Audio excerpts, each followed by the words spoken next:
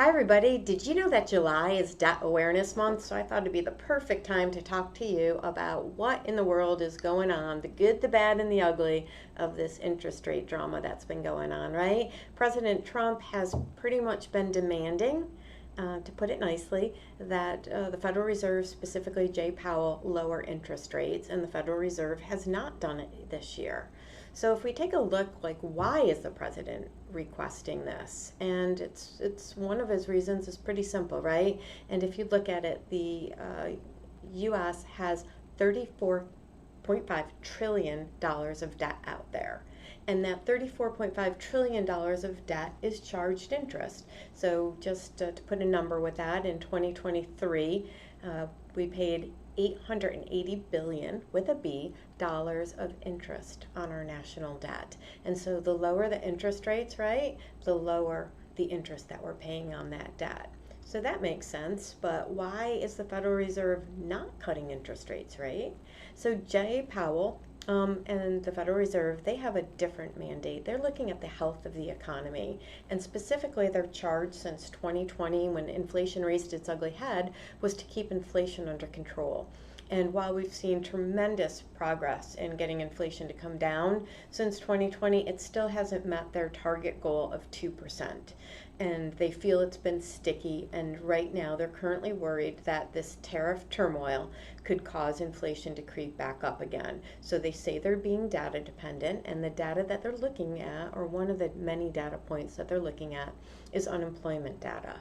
And the June unemployment number came in at a nice low 4.1%, which really is not in line with an immediate interest rate cut being in the foreseeable future for the Fed.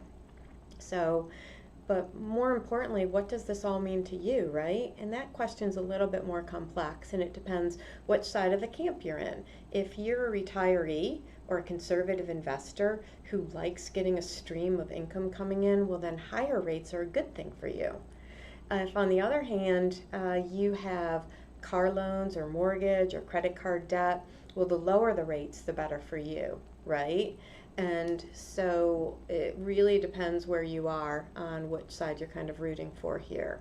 But we look at it a little bit deeper than that, because interest rates coming down, when the Federal Reserve does decide to do that, that's a sign of an unhealthy economy. The Federal Reserve is doing it intentionally to get people to go out and spend more money, because the lower the rates are, people will go out and spend more money. The more money people spend, the more corporations make, and the more they hire, right?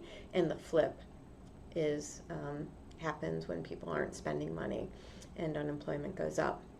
And so we're at Fross and Fross, what we're doing is we're taking a look at the Federal Reserve dot plot, and we're in the camp basically that we could expect to see 2 interest rate cuts occurring probably around the fall of this year. The dot plot is showing 7 of the officials are saying there's not going to be any cuts this year.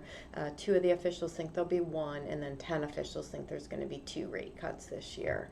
And so what we do is we urge all of you, take a look at your checking and savings account and make sure that money is working for you. It's been a wonderful time to get some conservative return, to see some interest again that isn't in the cents. And give us a call. We'd love to talk to you about an income ladder with different maturities on various products, so you can keep getting your money as you need it, but still have it working for you. And obviously, if you're working with us and you're taking withdrawals, large withdrawals out of your account, you've already got your buckets of money going and your income ladders. But take a look. We'd love to hear from you. And thank you so much for your time, and have a wonderful, wonderful week.